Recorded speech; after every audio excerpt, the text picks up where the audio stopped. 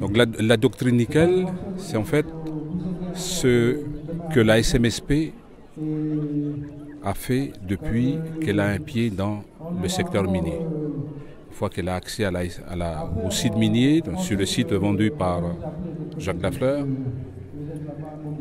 c'est ce qu'elle a mis en place depuis. Les idées principales qu'il faut retenir, je pense que c'est que le nickel, c'est une richesse. C'est la richesse de notre pays et il convient de trouver les voies et moyens d'optimiser sa valorisation. Dire qu'il faut poursuivre la commercialisation du minerai brut, c'est aller à la dilapidation de notre ressource pour pas grand-chose. Il faut transformer ce minerai pour vendre le produit qui en sort, le métal. Commercialiser le métal nous rapporte davantage que de se contenter d'exporter le minerai brut. Donc c'est ce qu'a fait là. On est allé dans ce sens-là. Et la première chose, c'est d'accéder à la ressource. Quand on est arrivé à la SMSP, on a vu l'état du site minier et on s'était dit, il faut continuer à avoir des titres pour avoir suffisamment de ressources. On a poursuivi l'activité et la SMSP est devenue à un moment donné le premier exportateur de minerais dans le monde. Mais il faut que l'on ait accès à la ressource. L'accès à la ressource, c'est la chose la plus importante. Et donc il y a eu une mobilisation qui a été organisée ici en province Nord et il y a eu l'accès au massif de Koniombo. Ensuite, lorsqu'on a l'accès à la ressource, il faut trouver le partenaire industriel qui est d'accord, qui est partant pour mener un projet avec nous sur la base de 51-49. Ça, c'est important. Est-ce que l'industriel est d'accord? Il a le savoir, il a la technique. Nous, on a la ressource.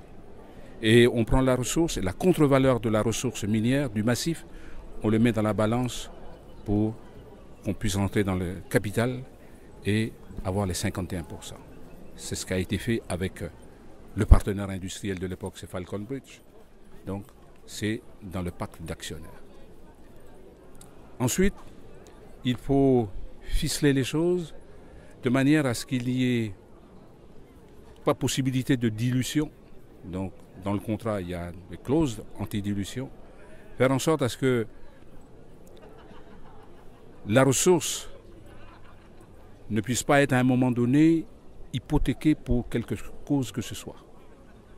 Donc, ces choses-là sont bien actées et on se met d'accord avec l'industriel pour dire le partenaire local n'a pas les moyens financiers de financer l'usine à hauteur de 51%. Mais le partenaire s'engage à tout financer. Et au final, il se paye sur les dividendes qui sont rapportés par l'usine. Et une fois qu'il s'est payé, eh bien, le partenaire local peut ensuite bénéficier donc des retombées. Ça, c'est le montage. Donc, que ce soit ici ou à l'extérieur. Donc, on le fait ici avec ANS, on l'a fait également avec la Corée. Voilà, donc tout simplement, c'est l'accès à la ressource et trouver un partenaire financier, un partenaire industriel qui est d'accord à ce que l'on ait 51% et lui 49%. On a aujourd'hui la possibilité de le faire parce que on sait que la ressource mondiale du nickel diminue et que des pays comme la Nouvelle-Calédonie a entre les mains un atout majeur pour faire en sorte à ce que le partenaire industriel puisse aller dans le sens de ce que l'on souhaite pour que l'activité puisse rapporter davantage à l'ensemble du pays pour que l'on puisse, grâce à la rente métallurgique, envisager des jours meilleurs, la diversification de l'économie pour les générations futures. Voilà, donc plusieurs centaines de militants ont répondu à l'appel du collectif. Quel est le mot d'ordre pour les jours à venir? Alors, le protocole d'accord a été signé, qui a donc mis fin à ce conflit, mais la suite arrive dès ce lundi avec la réunion du GTPS, du groupe de travail des présidents et signataires, et le 11, vendredi 11, le comité consultatif de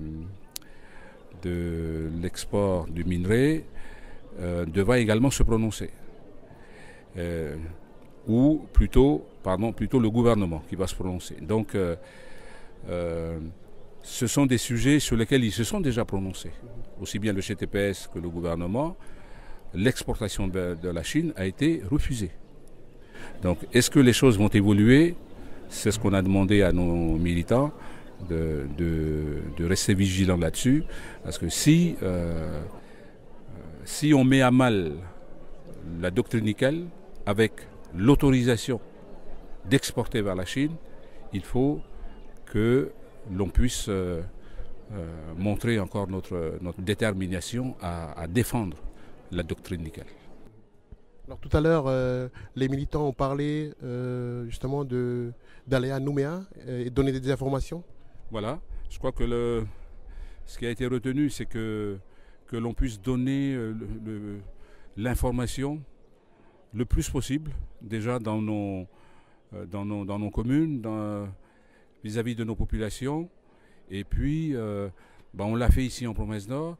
Il y a possibilité d'aller le faire dans le sud, donner des informations sur la doctrine nickel. Il y a les camarades des îles qui ont demandé également à ce que le comité puisse également aller donner des informations dans les îles. Donc c'est le travail qui nous attend dans les prochains jours. Merci beaucoup.